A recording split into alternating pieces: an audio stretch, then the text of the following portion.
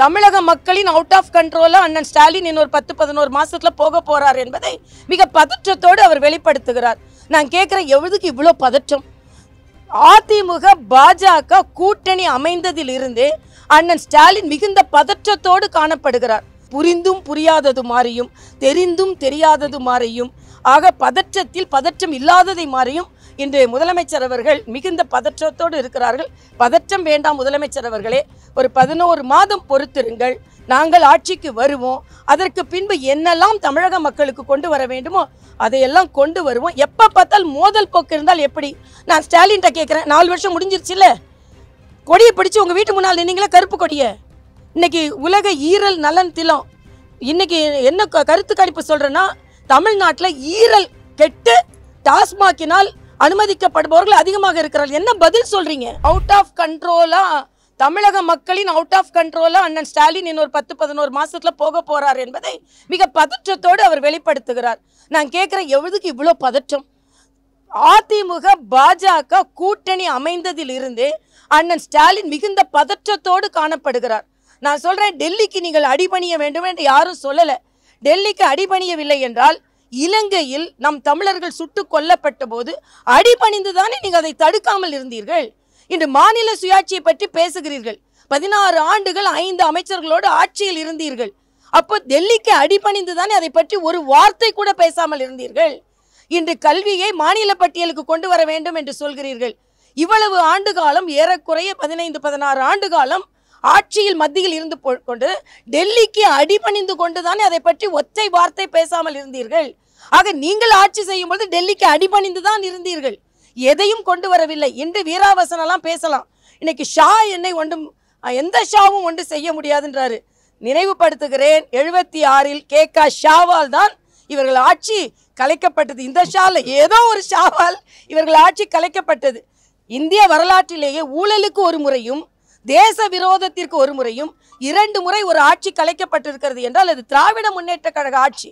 அதனால இன்னைக்கு இதையெல்லாம் அவர்கள் பேசி கொண்டிருப்பதை விட என்னொன்று சொல்கிறார், நாங்கள் தொகுதி வரையறைக்கு ஒரு கேள்வி கேட்டோம், அதுக்கு பதில் இல்லை.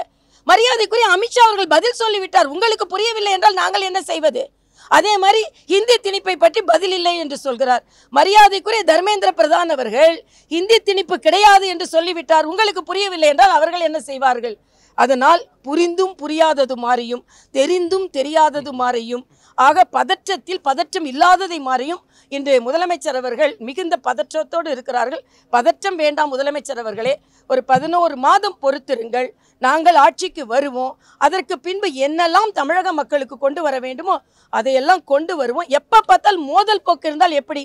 நான் கேட்குறேன், நிதியை பற்றி பேசுகிறீர்கள், ஏன் நிதி ஆயோக் கூட்டத்திற்கு போகவில்லை?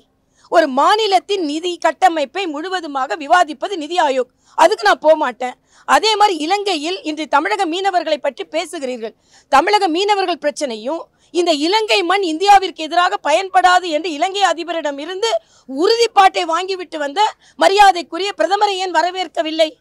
எனக்கு எல்லாவற்றையும் அண்ணன் ஸ்டாலினோட நடவடிக்கை பார்த்தால் நேரடியாக KCR நடவடிக்கை பார்த்தது போலவே இருக்கிறது. நினைவலைகள் அப்படியே சுற்றி சுற்றி வருகிறது.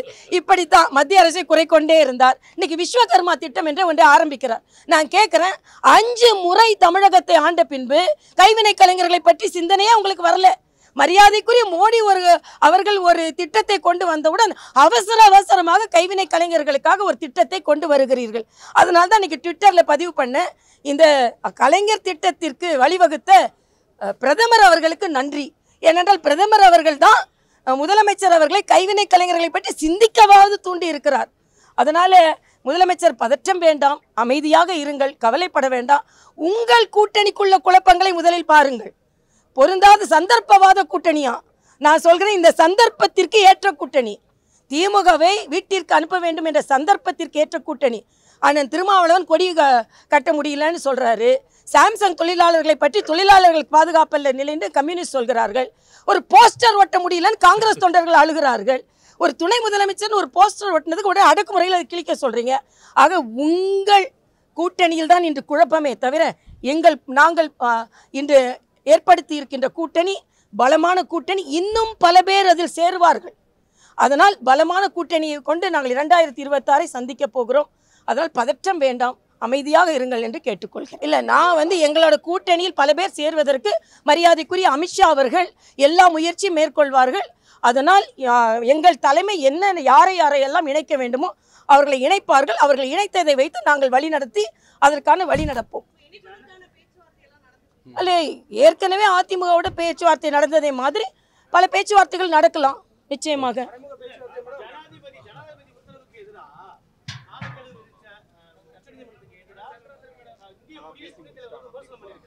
நான் கேட்கிறேன், ஒண்ணு கேட்கிறேன், அதாவது உச்சபட்ச நீதிமன்றத்தை கேள்வி கேட்க முடியுமா என்று உச்சபட்ச பதவியில் இருக்கும் துணை ஜனாதிபதியை பற்றி ஒரு கேள்வி கேட்கிறீர்கள். நான் கேட்கிறேன், நீட் என்ன?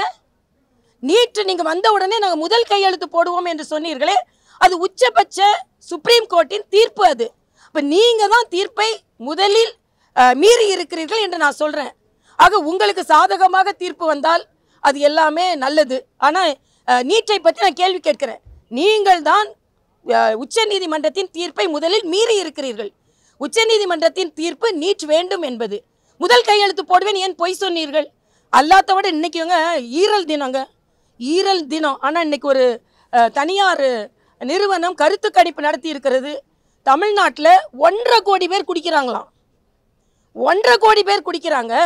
குடிப்பதற்காக மட்டும் ஒரு குடும்பத்தில் ஒரு பெண்ணிடம் இருந்து அவங்க கணவர் 6000 ரூபாய் பறிச்சுட்டு போயிடுறாராம். ஆக 1000 ரூபாயை கொடுத்துட்டு 6000 ரூபாய் பிடுங்கிறதுக்கு ஏற்பாடு செஞ்சு கொண்டு இருக்கிறீங்க. நான் ஸ்டாலின்கிட்ட கேட்குறேன், 4 வருஷம் முடிஞ்சிருச்சுல்ல, கொடியை பிடிச்சி உங்கள் வீட்டு முன்னால் நின்னீங்களா கருப்பு கொடியை? இன்னைக்கு உலக ஈரல் நலன் தினம். இன்னைக்கு என்ன கருத்து கணிப்பு சொல்கிறேன்னா, தமிழ்நாட்டில் ஈரல் கெட்டு டாஸ்மாகினால் அனுமதிக்கப்படுபவர்கள் அதிகமாக இருக்கிறார்கள். என்ன பதில் சொல்கிறீங்க? ஆக எப்போ பார்த்தாலும் மணிப்பூரை பாரு, உத்தரப்பிரதேசத்தை பாரு, மகாராஷ்டிராவை பாரு, முதல் தமிழ்நாட்டை பாருங்க, அதுக்கப்புறம் பார்க்கலாம். நன்றி.